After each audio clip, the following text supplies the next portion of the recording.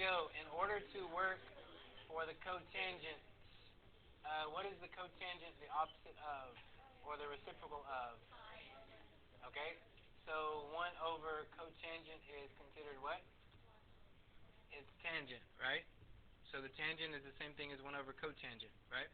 Okay, so if you have a triangle, here we go. So on this, you got the 5 and the 12, and the cotangent of theta. Let's say that this is theta. Now, so if the cotangent is 5 over 12, then how much is the tangent? 12 over 5. Did that make sense to everybody?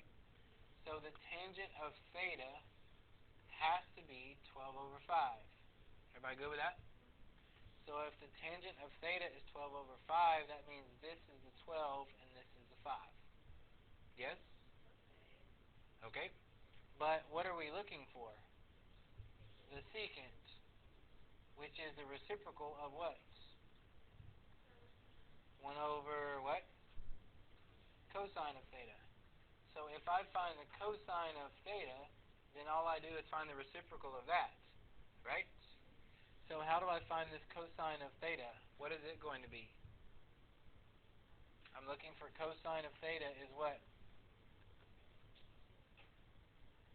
Cosine of theta, what would it be? 5 over what? Blank? Come on, sine, cosine, tangent. Cosine is what? Adjacent over hypotenuse?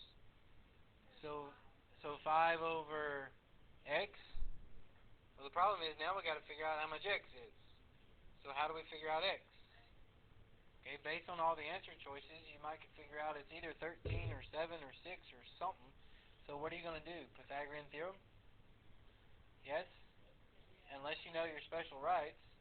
So you're going to have to do what? 5 squared plus 12 squared is going to wind up being the x squared, yes?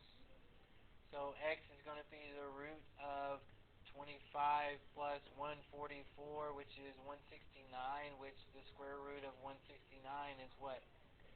13. And there was theta. So it says, hey, how much is the cosine of theta? You would say what?